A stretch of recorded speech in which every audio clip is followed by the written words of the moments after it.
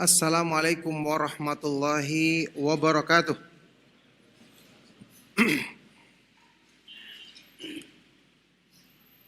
Innal hamdalillah nahmaduhu wa nasta'inuhu wa nastaghfiruh wa na'udzu billahi min syururi anfusina wa min sayyiati a'malina. May yahdihillahu fala mudhillalah wa may yudlil fala hadiyalah. Wa asyhadu an la ilaha illallah wahdahu la syarikalah wa asyhadu anna Muhammadan abduhu wa rasuluh.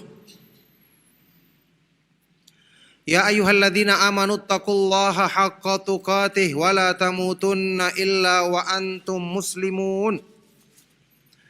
Ya ayyuhan nasu taqu rabbakumul ladzi khalaqakum min nafsin wahidah wa khalaqa minha zawjaha wa batha minhuma rijalan katsiran wa nisaa'a wattaqullaha alladzi tasaaluna bihi wal arham innallaha kana 'alaikum raqiba.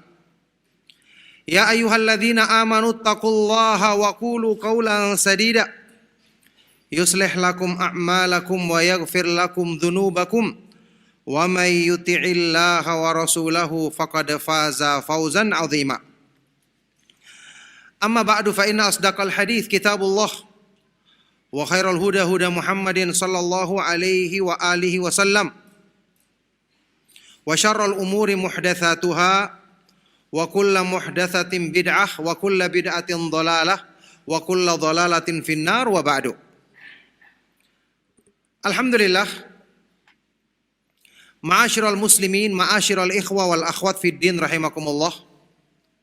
Kaum muslimin, para pemerhati Roja TV dan Radio Roja, serta ikhwan dan akhwat yang hadir di Masjid Al-Barakah Al-Mubarak.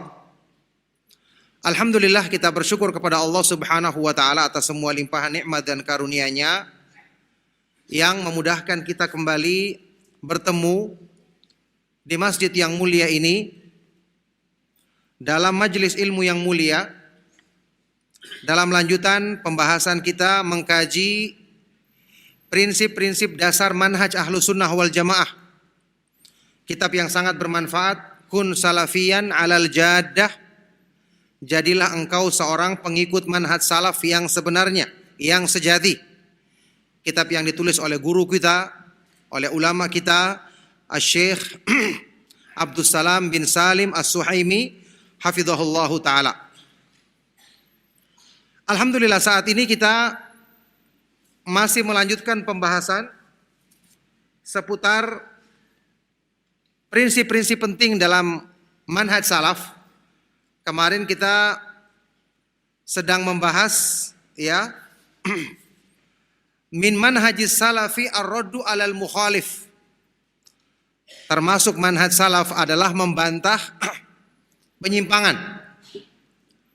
Membantah pemahaman-pemahaman yang menyimpang, sudah kita bahas, ini adalah bagian dari penjagaan Allah Subhanahu wa taala terhadap dakwah Ahlus Sunnah wal Jamaah, bagian dari sebab untuk terjaganya kemurnian Islam, kemurnian sunnah Rasulullah sallallahu alaihi wasallam sampai kepada orang-orang yang dimudahkan oleh Allah Subhanahu wa taala berpegang teguh dengannya sampai di akhir zaman nanti. Makanya sudah kita baca di pertemuan yang lalu dalil-dalil yang menyebutkan masalah ini. Ya, Nabi SAW menyebutkan tentang orang-orang yang menyimpang dalam memahami Al-Quran dan Sunnah, menyimpang dari pemahaman para sahabat radhiyallahu taala anhum ajma'in.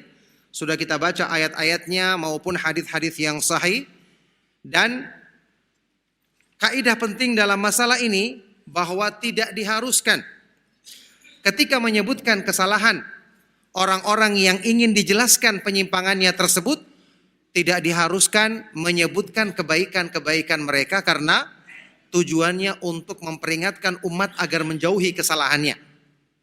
Kita akan lihat beberapa dalil tambahan yang semakin memperjelas masalah ini. Disampaikan di sini, diterangkan lebih lanjut oleh Syekh Abdus Salam As-Suhaimi hafizahullahu taala. Beliau berkata di sini, Hadza binisbati lit-tahdhir min ahli al-ahwa'i wal bid'ah. Wa amma binisbati li dzikri Nabi sallallahu alaihi wasallam uyuba ashkhasin muayyanina biduni dzikri mahasinihim. Pembahasan yang lalu adalah berhubungan dengan dalil-dalil yang menyebutkan tahdzir, memperingatkan umat untuk menjauhi pengikut hawa nafsu dan ahlul bid'ah. Ya, sudah kita bacakan dalil-dalilnya. Adapun yang berhubungan dengan penjelasan dari hadis-hadis yang sahih dari Rasulullah sallallahu alaihi wasallam ketika beliau menyebutkan aib atau kekurangan, kesalahan dari perorangan di zaman beliau tanpa menyebutkan kebaikannya. Ini sudah pernah kita bahas di pertemuan yang lalu. Ada sebagian orang, dan ini termasuk pemahaman yang menyimpang dari ahlu sunnah. Ada sebagian pemahaman yang berkembang di kalangan kaum muslimin dan sangat disayangkan. Pemahaman ini menisbatkan dirinya kepada pemahaman sunnah. Apa katanya? Kalau kita mengkritik orang, jangan hanya sebutkan keburukannya. Hendaknya kita sebutkan juga kebaikannya. Ya. Ternyata setelah kita baca kemarin dalilnya, ini tidak ada dalilnya yang mengharuskan demikian. Nabi SAW menyebutkan kesalahan golongan-golongan yang menyimpang di umat ini, sudah kita bahas dan kita baca dalilnya di pertemuan yang lalu, tanpa menyebutkan kebaikan mereka, padahal mereka masih termasuk umatnya Nabi Muhammad SAW. Kalau termasuk umatnya Nabi Muhammad SAW, ada kebaikannya apa tidak? Pasti ada kebaikannya, namanya orang muslim.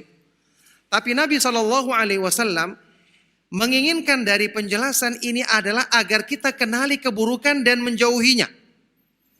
Khususnya waktu kita berhadapan dengan orang awam. Antum kalau menjelaskan kepada orang awam tentang satu kelompok, antum mengatakan kelompok ini punya kesalahan-kesalahan penyimpangan dalam misalnya menafsirkan Al-Quran, dalam memahami masalah akidah. Tapi mereka punya kebaikan, mereka melaksanakan sholat, mereka juga berpuasa. Orang awam akan berkesimpulan apa? Oh, ini cuma perbedaan pendapat, mereka masih punya kebaikan, berarti boleh kita ambil kebaikannya. Akhirnya ikut di kelompok tersebut dengan alasan ingin mengambil kebaikannya saja. Maka tujuan memperingatkan orang awam dari kesalahan kelompok ini agar mereka tidak terjerumus, tidak tercapai. Apalagi sudah kita bahas kemarin, setiap orang yang menisbatkan diri kepada Islam pasti mengaku sebagai orang yang mengikuti Al-Quran dan Sunnah. Semua bid'ah yang terjadi di umat ini kan seperti itu, sudah kita bahas ucapan Imam Al-Barbahari dalam masalah ini. Jadi ini akan memperdaya kaum muslimin khususnya orang-orang awam sehingga mereka malah mengikuti pemahaman yang seharusnya kita peringatkan mereka menjauhinya akibat dari kaidah ini yang mereka sebut sebagai muwazanah, menyebutkan kebaikan dan keburukan. Ini tidak berlaku waktu kita membahas seseorang yang kita ketahui penyimpangan bid'ahnya parah, apalagi tokoh. Yang diperlukan untuk menyebutkan kebaikan dan keburukan adalah waktu kita memperingatkan ketergelinciran seorang ulama ahlu sunnah. Ini baru diperlukan. Kenapa? Supaya orang tidak menganggap dia menyimpang atau keluar dari sunnah. Supaya orang tidak menganggap semua tulisan atau ucapannya tidak perlu lagi diikuti. Kita katakan tidak demikian. Mereka yang tergelincir, ada kesalahan, sebagaimana yang kita ketahui ya dari sebagian para ulama sampai dalam masalah memahami nama-nama dan sifat-sifat Allah, ini perlu kita sebutkan mereka asalnya di atas sunnah. Ketergelinciran mereka ini hanya dalam masalah seperti ini, tapi dalam masalah pemahaman yang lain mereka sesuai dengan akidah Ahlus Sunnah wal Jamaah. Tujuannya supaya apa? Orang menjauhi kesalahannya, bukan menjauhi orangnya. Itu perbedaan antara memperingatkan kesalahan dari ahlul bid'ah dan kesalahan dari atau ketergelinciran dari ulama ahlus sunnah yang kita yakini dia masih di atas sunnah Rasulullah sallallahu alaihi wasallam. Ini kaidah penting dalam memahami masalah ini. Baik, sekarang kita lihat ya, dalil-dalil yang lain dari hadis Nabi sallallahu alaihi wasallam. Beliau menyebutkan kesalahan perorangan padahal sahabat. Ya, untuk tujuan nasihat dalam kondisi tertentu, Nabi SAW tidak menyebutkan kebaikan mereka. Padahal para sahabat radhiyallahu ta'ala anhum ajma'in adalah orang-orang yang penuh dengan kebaikan tentu saja. Kita lihat contohnya. Pertama, hadis riwayat Imam Al-Bukhari.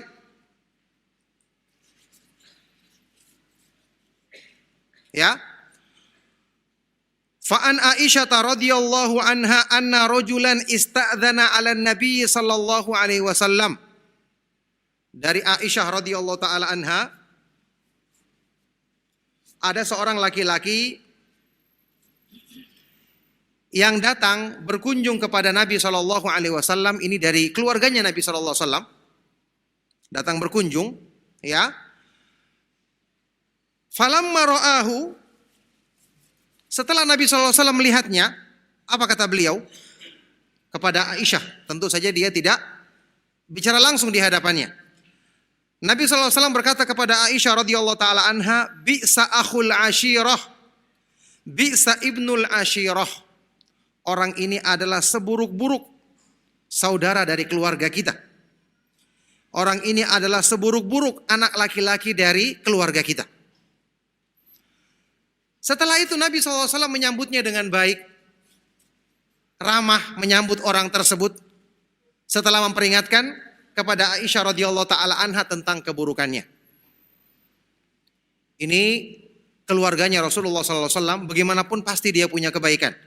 Tapi ketika Nabi SAW ingin memperingatkan dari keburukannya, apakah Nabi SAW menyebutkan kebaikannya? Jawabannya, Nabi SAW tidak menyebutkan kebaikannya, karena tujuannya memperingatkan supaya menjauhi akhlaknya yang buruk. Bersamaan dengan itu Nabi SAW tetap menyambutnya dengan baik. Kita baca keterangan para ulama tentang ayat ini atau tentang hadis ini. Dinukil di dalam kitab Fathul Bari pernyataan dari Imam Al-Qurtubi ketika menafsirkan atau menjelaskan makna hadis ini. Kata beliau, fil hadithi jawazu ghibatil mu'lini bil fisqi. Di dalam hadis ini terdapat dalil tentang bolehnya apa? Bolehnya menggibai orang yang menampakkan kefasikan terang-terangan. Menampakkan kefasikannya terang-terangan. Nabi SAW tidak bicara di hadapannya dengan Aisyah, berarti ini ghibah. Kalau kita sebutkan definisi ghibah, tapi ada manfaat atau maslahat, yaitu ingin memperingatkan dari keburukannya. Maka hadis ini menunjukkan diperbolehkan menyebutkan keburukan seseorang di belakangnya ketika orang ini memang menampakkan kefasikan, berbuat buruk terang-terangan, dosa besar terang-terangan. Na'udzubillah min dzalik.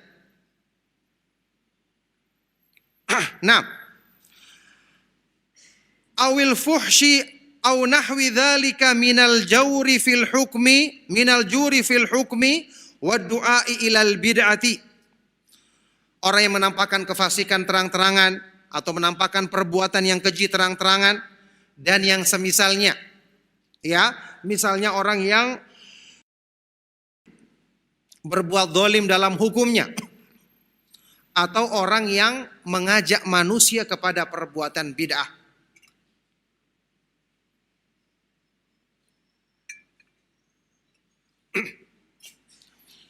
Ini hadis menunjukkan dalil yang demikian. Sehingga di sini antum semua memahami, ketika ada sebagian dari ustadz atau ulama ahlu sunnah yang memberikan peringatan tentang pemahaman yang menyimpang, apalagi ketika umat atau kebanyakan umat tidak mengenalnya, tidak mengetahuinya, tentu dengan mempertimbangkan kaidah-kaidah syariat dalam agama, ya, ini adalah perkara yang diperbolehkan, bahkan bisa jadi wajib dalam keadaan tertentu.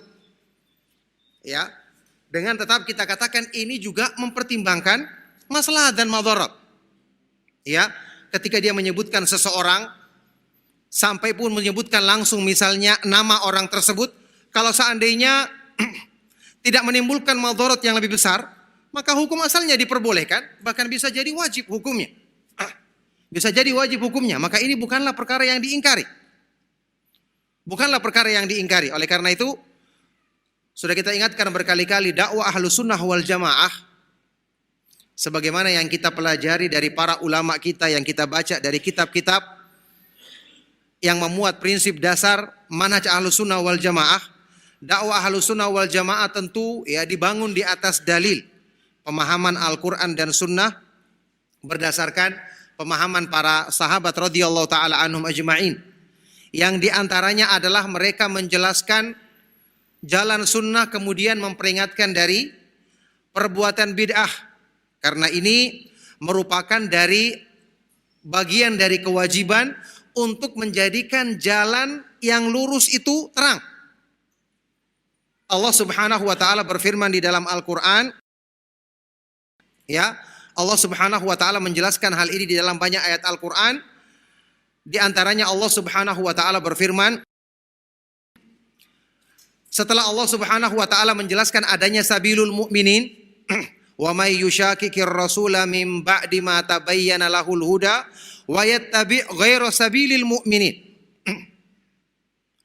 Barang siapa yang menentang Rasul setelah jelas petunjuk baginya dan mengikuti selain jalannya kaum mukminin, berarti ada sabilul mukminin diterangkan di dalam Al-Qur'an. Di sisi lain Allah juga menjelaskan dan menyebutkan adanya apa? Sabilul mujrimin, jalannya orang-orang yang durhaka. Wa kadzalika nufassilul ayati walitastabina sabilul mujrimin. Dan demikianlah kami memerinci ayat-ayat kami agar jalannya orang-orang yang durhaka itu jelas. Jadi tujuannya untuk ini. Makanya metode ini yang sudah kita terangkan berkali-kali dipraktekkan oleh para ulama di dalam kitab-kitab mereka. Setelah mereka menjelaskan akidah Ahlus Sunnah dalam masalah ini adalah seperti ini, yang menyimpang adalah pemahaman ini dan pemahaman ini. Sehingga orang yang mempelajarinya terang. Ya, setelah mengetahui kebenaran, kemudian mereka mengenal kebatilan agar semakin mantap meninggalkan dan menjauhinya. Nah, qala An-Nawawi rahimahullah ta'ala. Berikutnya Imam An-Nawawi rahimahullah ta'ala juga menjelaskan makna hadis ini. Beliau berkata, wa fil hadithi mudaratu man yuttaqa fuhsyuhu. Hadis ini juga menjelaskan tentang disyariatkannya mudarat. Ya, sudah kita sebutkan kemarin, mudarat beda dengan mujamalah. Mujamalah berbahasa basi, mengorbankan agama untuk kepentingan dunia. Mudarat artinya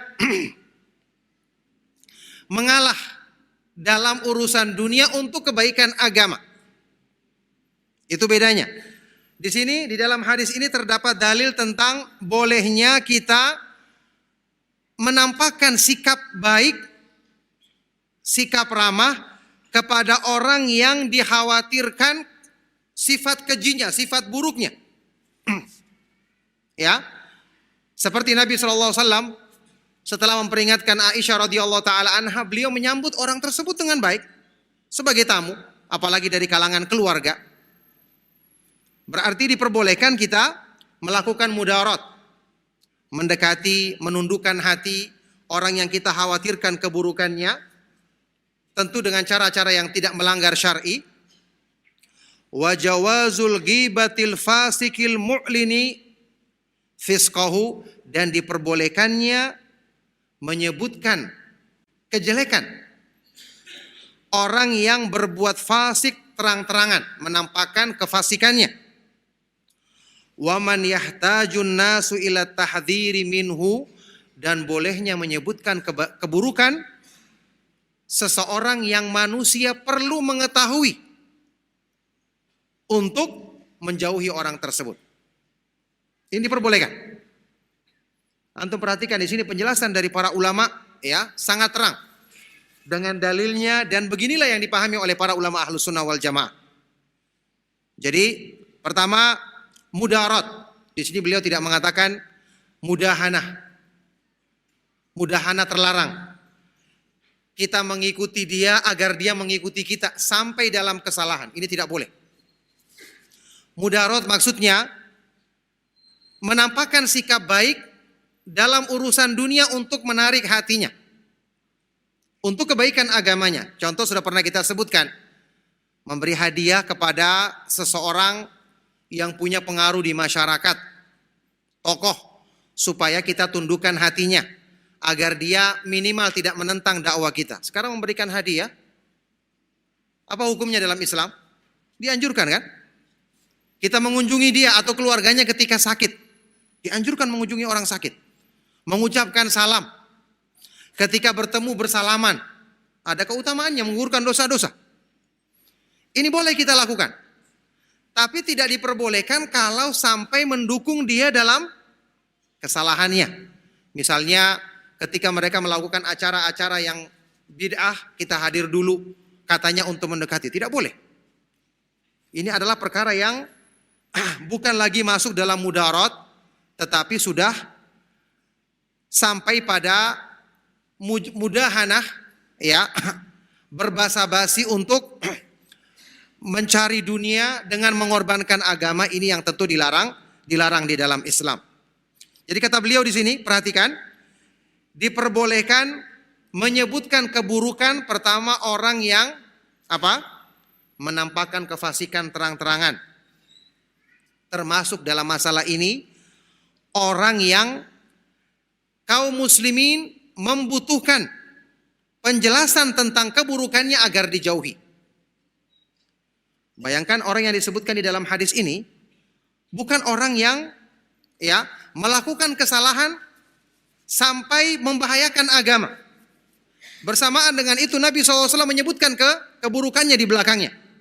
Apalagi kalau orang yang membawa pemahaman yang berpotensi merusak pemahaman agama, apalagi merusak akidah, merusak keyakinan kaum muslimin, tentu ini lebih wajib lagi untuk disebutkan keburukannya agar kaum muslimin bisa menjauhinya, tentu dengan mempertimbangkan kaidah-kaidah yang lain yang sudah pernah kita jelaskan juga. Nah, itulah dalil yang pertama. Insya Allah jelas ya. Hadisnya juga adalah hadis yang sahih tadi kita sebutkan, riwayat Imam Al-Bukhari.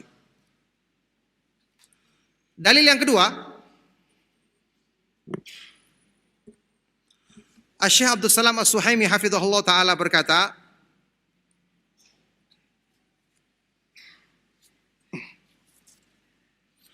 walamma dzakarat Fatimah bintu Qais radhiyallahu anha lin Nabi sallallahu alaihi wasallam anna Muawiyah ibnu Abi Sufyan radhiyallahu anhuma wa Aba Jahmin radhiyallahu anhu khatabaha. Hadis yang disebutkan di dalam Sahih Imam Muslim.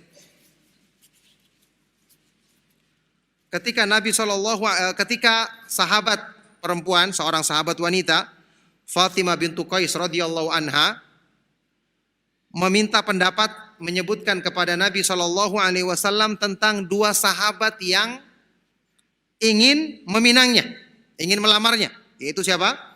Muawiyah bin Abi Sufyan radhiyallahu taala anhuma dan Abu Jaham. Kedua-duanya mengkhitbahnya, ya, ingin melamarnya.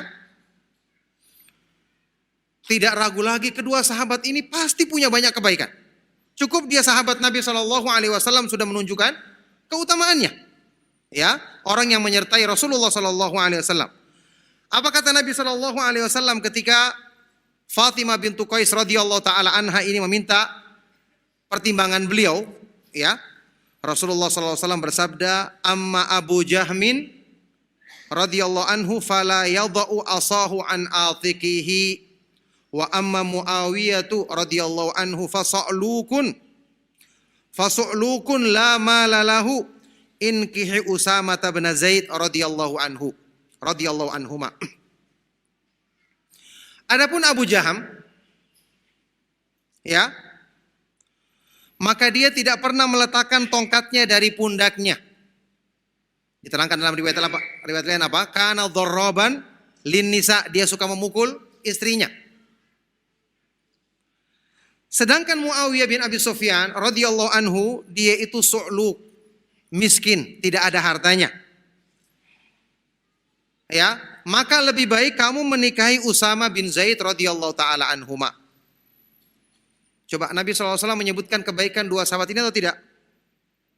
Dua sahabat Muawiyah dan Abu Jaham. Tidak. Padahal pasti mereka punya kebaikan. Dan ini menyangkut urusan apa? Urusan satu kemaslahatan seorang perempuan. Iya kan? Ya, ini seandainya Nabi SAW menyebutkan kebaikan mereka, yang dengan sebab ini Fatimah bintu Qais memilih salah satunya, kalaupun nasihatnya salah misalnya, dan tentu Nabi SAW tidak mungkin salah nasihatnya, beliau adalah sebaik-baik pemberi nasihat, ya. Seandainya pun salah, hanya menyangkut kemaslahatan seorang perempuan saja. Lagi pula ini juga sahabat. Tapi karena di sini adalah bab nasihat, maka Nabi SAW dalam rangka untuk menyelamatkan, ya, memberikan nasihat kepada perempuan ini yang tidak mengetahui keadaan kedua laki-laki ini, Nabi SAW cukup menyebutkan keburukannya saja, ya, supaya menjadi pertimbangan. Untuk menjadi pertimbangan, karena ini berhubungan dengan pernikahan yang tentu akan menjadi teman hidup dalam waktu yang lama. Ini adalah nasihat. Dan ini merupakan dalil yang sangat jelas, ya, bahwa Nabi SAW memberikan peringatan dengan hanya menyebutkan kejelekan dua sahabat yang mulia ini radhiyallahu taala anhuma ma anis sahabati ajmain. Kata Syekh di sini, beliau menjelaskan wala syakka anna lirrajulaini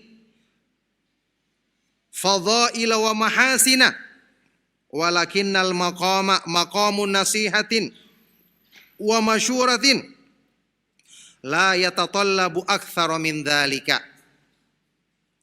Tidak ragu lagi, dua sahabat ini pasti memiliki keutamaan dan kebaikan.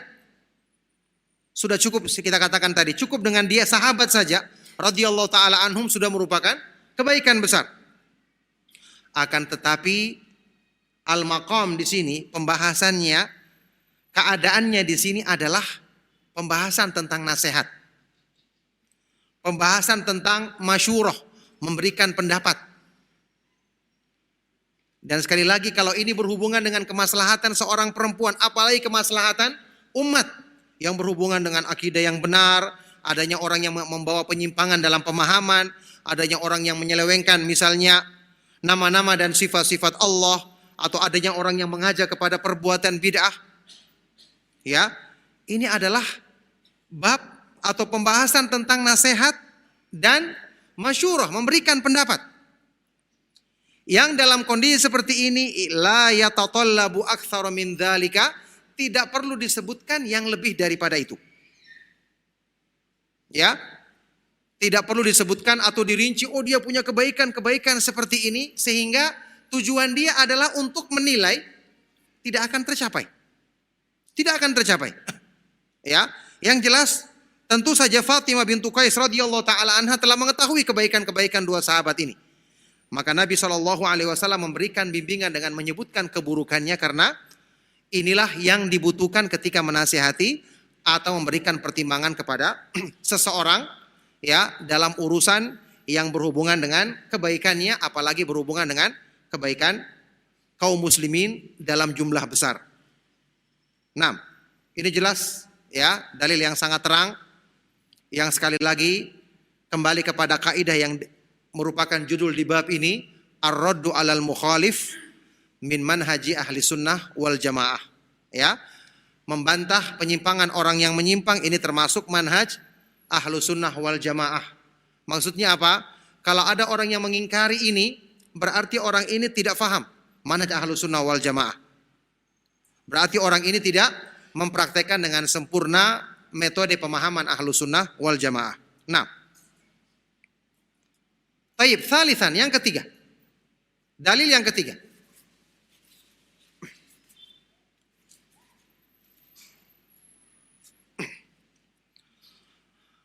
Kata Syekh Abdul Salam As-Suhaimi hafizahullah taala, wa an Aisyah radhiyallahu anha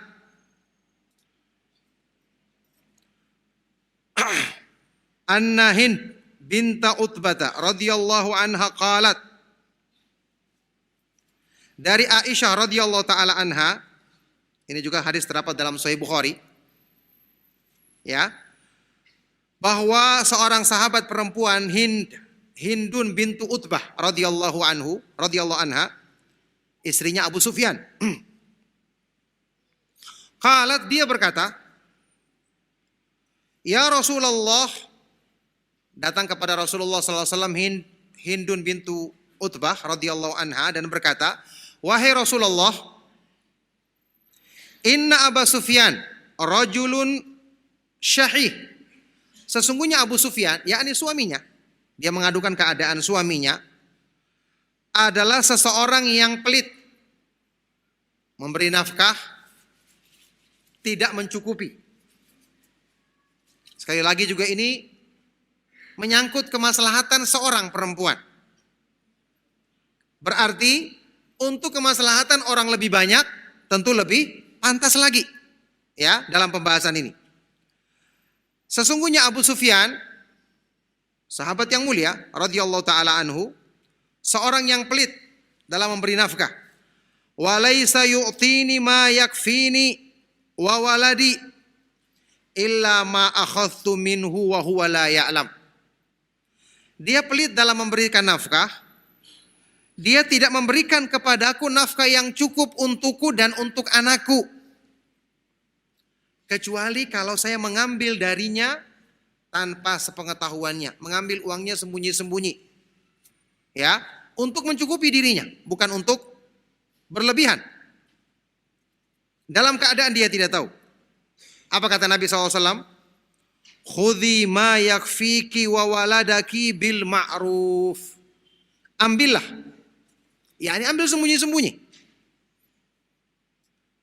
yang mencukupimu dan mencukupi anakmu, tapi dengan cara yang baik. Ya, ini mengambil yang cukup, jangan berlebihan. Ya, jangan melampaui dari kebutuhan untuk dirinya dan anaknya. Antum perhatikan, di sini Nabi SAW ya, tidak mengingkari Hindun bintu Utbah dalam pertanyaannya ini dalam dua hal. Pertama apa? Dia menyebutkan keburukan siapa? Abu Sufyan, yang jelas punya kebaikan banyak. Ketika dia menyebutkan keburukan, Nabi SAW tidak mengatakan, tapi dia punya banyak kebaikan. Ini bukan itu pembahasannya. Yang kedua, Nabi SAW tidak mengingkari perbuatannya untuk mengambil nafkah yang mencukupinya dari suaminya secara sembunyi-sembunyi tanpa sepengetahuannya. Kita baca keterangan dari Imam Al-Hafidh Ibnu Hajar Al-Asqalani rahimahullah ta'ala. Beliau berkata di dalam kitab Fathul Bari, ya, wastudilla bihadzal hadithi ala jawazi dzikril insani bima la yu'jibuhu idza kana ala wajhil istifta'i wal istika'i wal ishtika'i wa nahwi dzalik. Hadis ini dijadikan sebagai argumentasi tentang bolehnya apa? Menyebutkan keadaan seseorang yang tidak disukainya. Ya, ini menyebutkan keburukannya, kejelekannya. Kalau itu tujuannya untuk meminta fatwa atau mengadukan sesuatu kepada orang yang memang bisa mendengarkannya dan bisa memberikan masukan kepadanya. Atau yang semisal itu, wa huwa ahadul mawadhi'il lati tubahu fihal ghibah, dan ini adalah salah satu keadaan yang ketika itu diperbolehkan bergibah, menyebutkan kejelekan seseorang di belakangnya. Ingat, tentu dalam masalah ini tidak boleh kita bermudah-mudah, ya. Tapi jelas ini adalah dalil. Ketika itu ada kemaslahatan, Sampai pun itu kemaslahatan cuma untuk seorang saja. Seorang istri yang kekurangan dalam nafkah yang diberikan suaminya. Maka kalau untuk seorang saja Nabi SAW memperbolehkannya, apalagi untuk kemaslahatan banyak umat. Ya, jadi ini sekali lagi adalah merupakan manhaj Ahlus Sunnah wal Jamaah.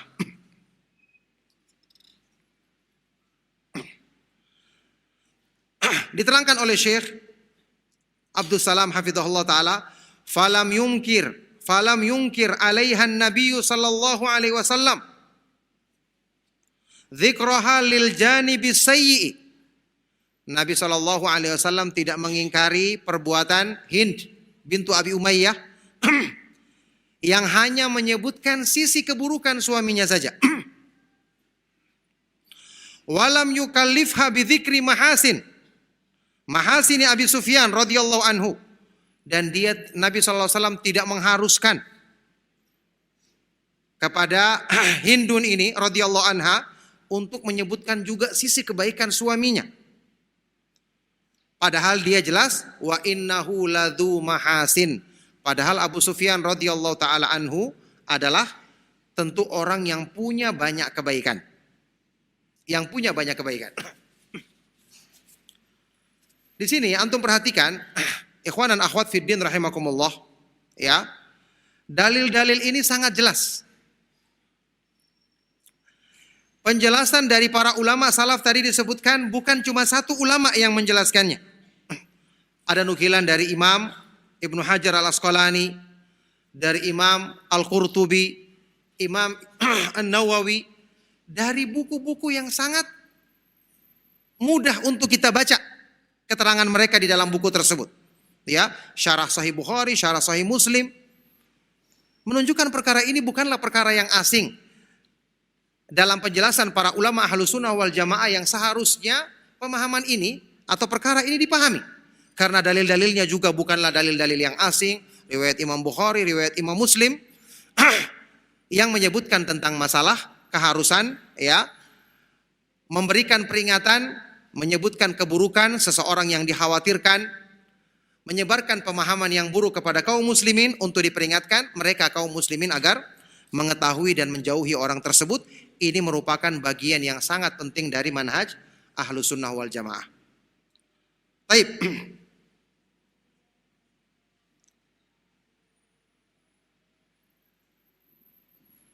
Qala Syekhul Islam Ibnu Taimiyah rahimahullah taala. Di sini juga dibawakan penjelasan yang lebih rinci lagi dari ucapan Syekhul Islam Ibnu Taimiyah rahimahullah taala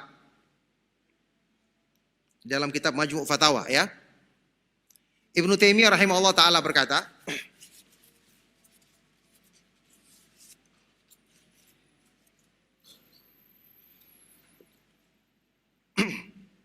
jarhu ruwatil hadithi bil haqqi wa bid'il mubtadi'ati wajibun syar'an. Mengkritik rawi-rawi hadis yang salah dalam meriwayatkan, mengkritik dengan benar rawi hadis yang salah dalam periwayatan, dan mengkritik bid'ah, pelaku bid'ah, ini wajib dalam syariat.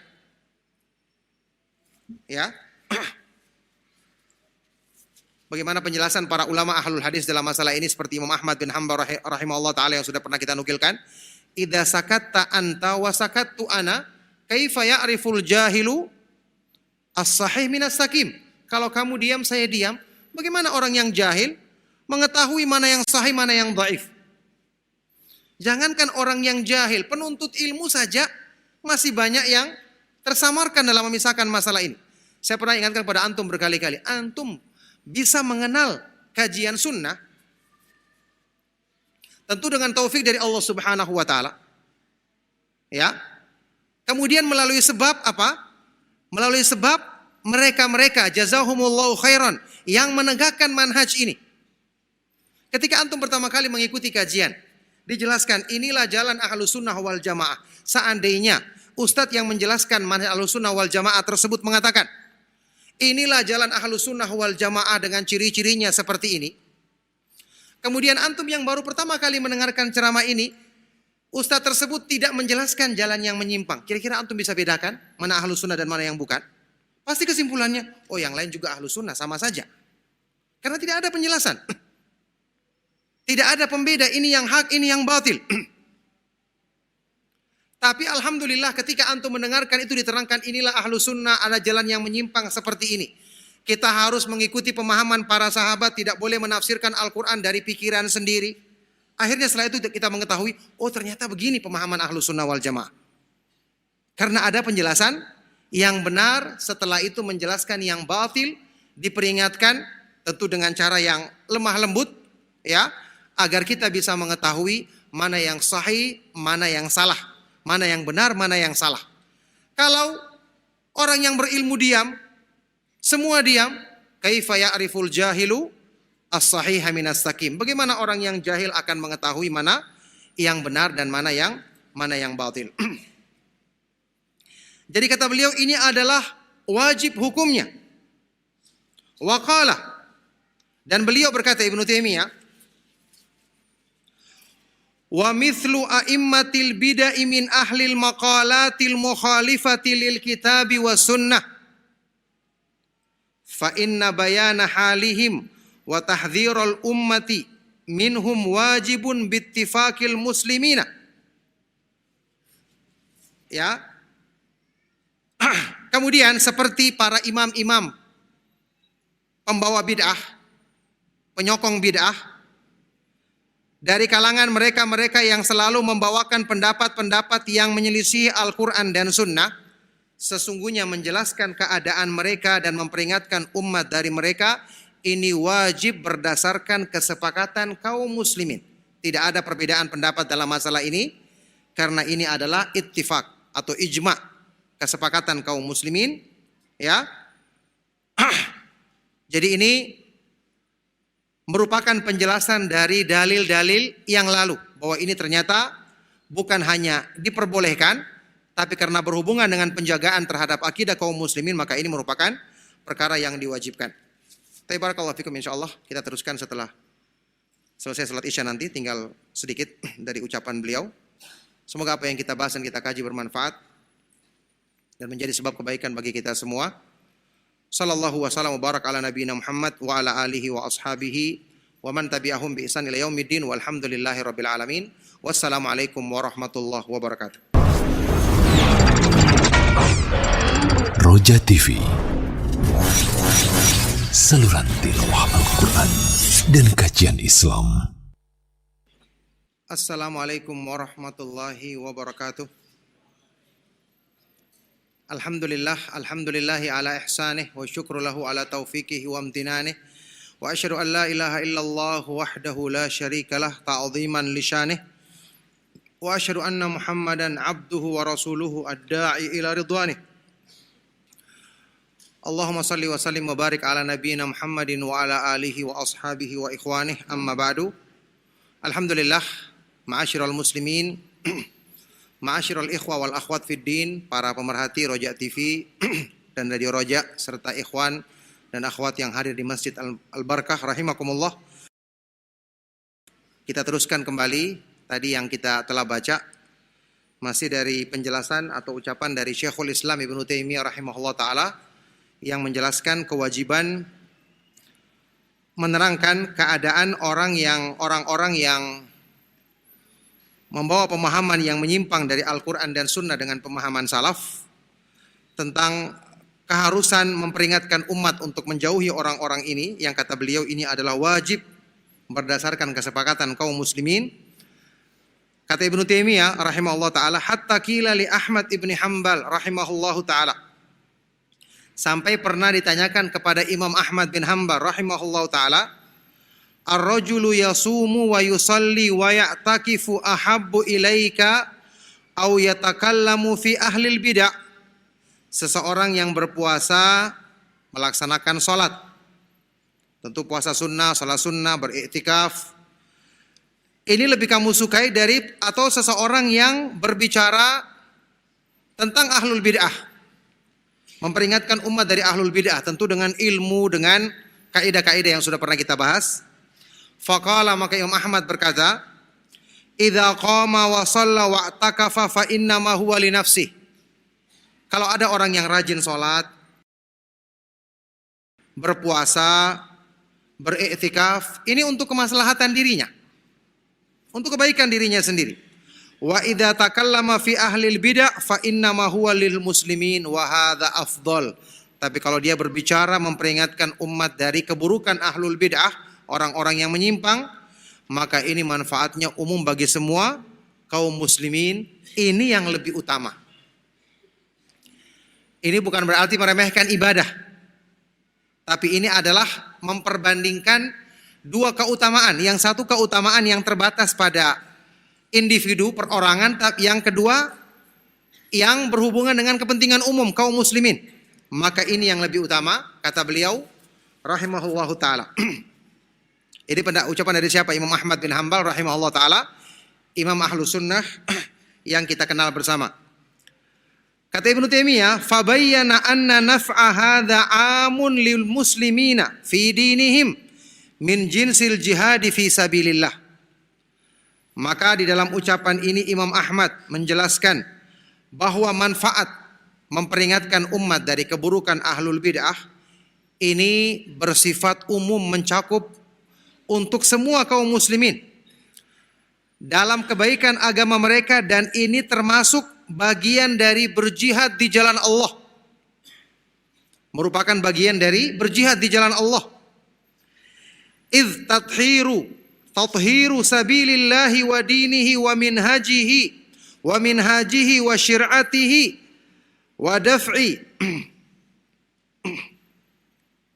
wa daf'u bagi haula'i wa udwanihim ala dzalika wajibun alal kifayati bil ittifaqil muslimin.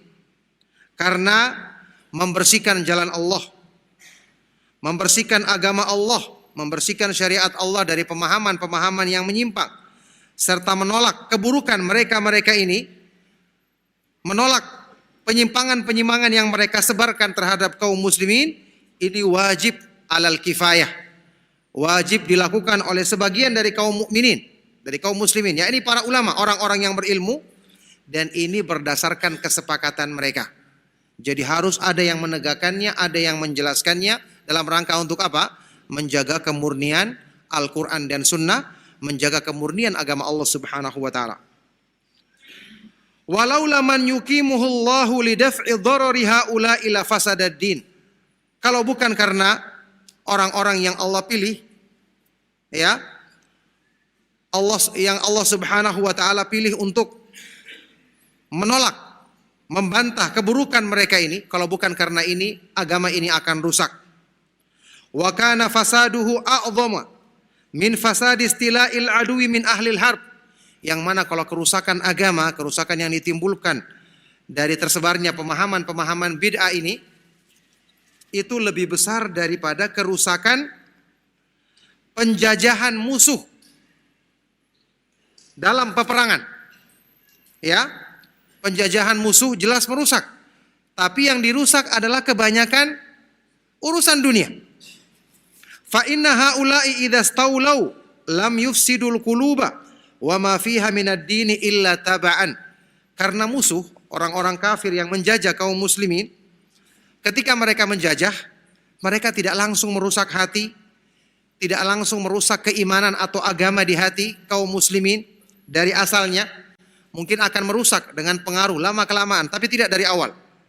Wa amma ulaika fahum yufsidunal quluba ibtida'an. Adapun orang-orang yang menyebarkan pemahaman bid'ah, dari awal dan dari asal mereka merusak hati, merusak pemahaman, merusak keyakinan yang ada di dalam diri kaum muslimin. Ini pun sudah kita jelaskan. Jadi dengan pertimbangan inilah perkara ini dikatakan wajib untuk ditegakkan oleh para ulama. Tentu orang-orang yang berilmu harus ada yang menegakkan kewajiban ini di antara mereka, dan ini merupakan bagian penting dari berjihad di jalan Allah Subhanahu wa ta'ala. Alhamdulillah, permasalahan ini jelas karena didukung dengan dalil-dalil dan kaidah-kaidah yang telah kita jelaskan di pertemuan-pertemuan yang lalu. Alhamdulillah, berarti jelas di sini bahwa membantah penyimpangan ahlul bid'ah dan orang-orang yang bawa pemahaman yang sesat, ini merupakan kewajiban dan merupakan bagian penting dari manhaj ahlus sunnah wal jamaah. Barakallahu fikum. Insyaallah cukup sampai di sini kajian yang kita adakan di malam hari ini. Semoga bermanfaat dan menjadi sebab kebaikan bagi kita semua. Semoga Allah Subhanahu wa taala senantiasa memudahkan kita untuk selalu istiqamah di atas manhaj ahlus sunnah wal jamaah di zaman yang penuh dengan fitnah ini. Dimudahkan untuk senantiasa istiqamah di atas Islam dan di atas sunnah Rasulullah sallallahu alaihi wasallam sampai kita menghadap Allah Subhanahu wa taala di atas kebaikan ini pada hari kiamat nanti. Barakallahu fikum. Sebelum kita akhiri, kita jawab pertanyaan-pertanyaan yang sampai. Ana mau tanya, apakah harokah sunniyah termasuk salafi dan adakah salafi haroki? Ya, tidak kita mengenal istilah salafi haroki. Para ulama hanya menyebutkan istilah salafi artinya pengikut manhaj salaf. Dan ini sudah kita sebutkan kemarin istilah-istilah ini. Istilah salaf atau salafi ini disebutkan dari para ulama yang terdahulu. Walaupun istilah haroki, pergerakan ini tidak kita kenal. Dan ini merupakan istilah yang tidak kita kenal dari para ulama ahlus sunnah wal jamaah yang menyebutkan pemahaman salaf atau pemahaman ahlus sunnah wal jamaah dengan penamaan seperti ini. Nah, ada sebagian ustadz yang menisbatkan diri kepada salafi namun mereka mencela dan mentahdir sebagian ulama seperti Syekh Ali Hasan. Apakah boleh kita duduk mengambil ilmu kepada ustadz seperti ini? Kalau ada ustadz yang seperti ini, ya, maka kita katakan semoga Allah Subhanahu wa taala memberikan hidayah kepadanya. Harusnya dia merujuk kepada penjelasan para ulama besar, jangan hanya mengambil satu pendapat saja. Dan kalaupun terjadi misalnya dia berpendapat tentang kesalahan seorang ulama, hendaknya dia bersikap santun dan beradab kepada ulama tersebut. Ya, sebagaimana yang kita pernah contohkan. Ya, ustadz ini misalnya dia tidak akan mencelah guru tempat dia belajar sendiri, meskipun ada kesalahan yang dilakukan dan itu dikritik oleh para ulama. Sudah pernah kita sebutkan di beberapa pertemuan yang lalu. Yang jelas, ya, yang kita jadikan panutan di sini seperti sikap, misalnya dari guru kita, Syekh yang paling senior di Madinah yaitu Syekh Abdul Muhsin Al-Abbad. Ketika ditanya tentang masalah ini, maka beliau tidak menganjurkan untuk berdalam-dalam dalam masalah ini. Bahkan perselisihan dalam masalah ini beliau katakan, saling tahdzir dalam masalah seperti ini beliau katakan ini termasuk perbuatan syaitan, naudzubillahi min dzalik. Ya, kita meluruskan dan menjelaskan kesalahan tapi tidak sampai mencela, apalagi itu berhubungan dengan kesalahan yang dilakukan oleh para ulama ahlus sunnah sendiri. Barakallahu fikum. Nah, ana dijadikan panitia tabligh akbar, tetapi acara tersebut ada penyimpangan seperti pembacaan maulid. Apakah ana harus menolaknya? Iya, kalau antum mengetahui ada penyimpangan, tentu antum tidak boleh ikut terlibat di dalamnya. Ya, kecuali dalam rangka menasihati orang-orang yang melaksanakannya agar mengetahui kesalahan tersebut. Kalau tidak bisa, maka lebih bagus antum meninggalkannya, jangan tolong-menolong dalam keburukan tersebut. Ya, sudah pernah kita jelaskan juga masalah ini. Rasulullah SAW dalam hadis yang sahih bersabda, "Man kana yu'minu billahi wal yaumil akhir fala yajlis ala ma'idatun yudaru 'alaiha bil khamr." Hadis sahih. Barang siapa yang beriman kepada Allah dan hari akhir, janganlah dia duduk di pinggir satu hidangan yang diedarkan padanya minuman keras. Meskipun dia tidak minum, kehadirannya, apalagi kalau dia yang menyelenggarakannya, berarti mendukung acara buruk tersebut. Nah, amin.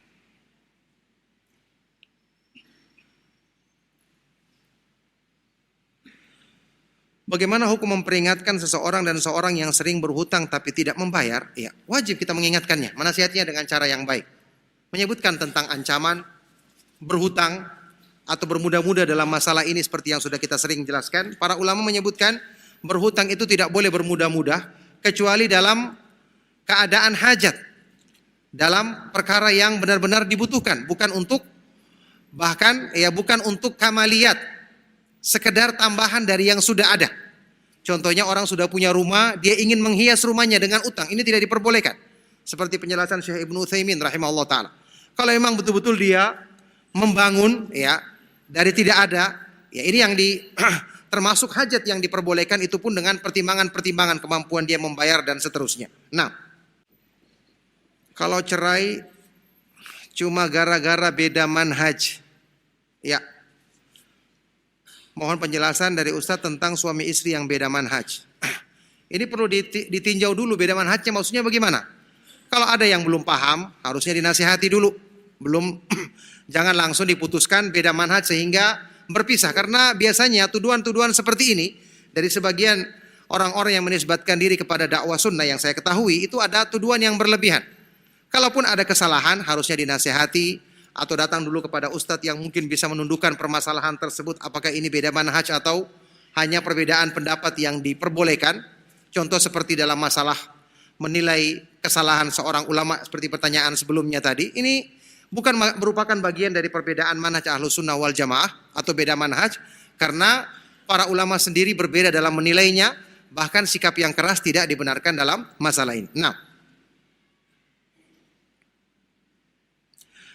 saya mau bertanya, apakah mengadzankan dan iqamah bayi itu ada syariatnya? Ya, yang saya ketahui dari kumpulan hadis-hadis atau semua jalur hadis yang menyebutkan tentang mengadzankan dan iqamah, itu semua riwayatnya dhaif, riwayatnya lemah. Ya, tidak ada satupun jalurnya yang sahih. Maka dalam hal ini karena riwayatnya atau hadisnya lemah, maka ini bukanlah termasuk hal yang dianjurkan di dalam sunnah. Nah, sebatas apa kita boleh menggibai ahlul bidah? Apakah semua keburukannya boleh disampaikan kepada umat? Tentu yang berhubungan dengan pemahaman agamanya.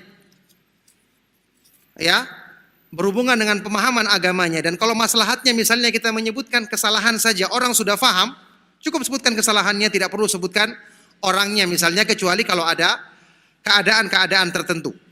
Sebutkan yang berhubungan dengan pemahaman agamanya, bukan kesalahan-kesalahan dalam urusan pribadinya. Apakah benar Imam Syafi'i berpendapat bahwa menghadiahkan pahala bacaan Al-Quran ke mayit itu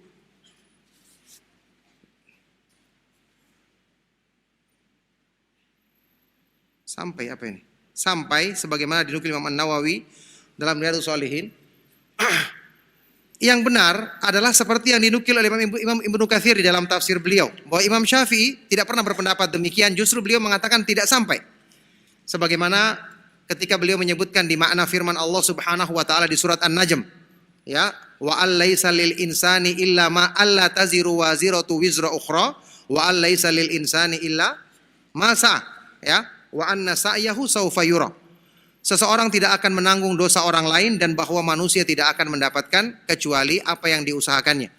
Di situ dinukil jelas perkataan Imam Syafi'i yang menyebutkan bahwa tidak akan sampai pahala yang dikirim kepada mayit karena itu bukan merupakan bagian dari usahanya, kecuali kalau dia yang mengajarkan bacaan tersebut, ya, atau dia yang misalnya mewakafkan Al-Quran kemudian dibaca dengan benar, maka dia akan dapatkan terus bagian dari pahalanya karena merupakan bagian dari usahanya. Barakallahu fikum. Cukup sampai di sini insyaallah kajian kita. Mohon maaf jika ada yang salah dan kurang berkenan. Sallallahu wasallam wa barak ala nabiyina Muhammad wa ala alihi wa ashabihi wa man tabi'ahum bi ihsan ila yaumiddin walhamdulillahi rabbil alamin. Subhanakallahumma wa bihamdika asyhadu an la ilaha illa anta astaghfiruka wa atubu ilaik. Wassalamualaikum warahmatullahi wabarakatuh.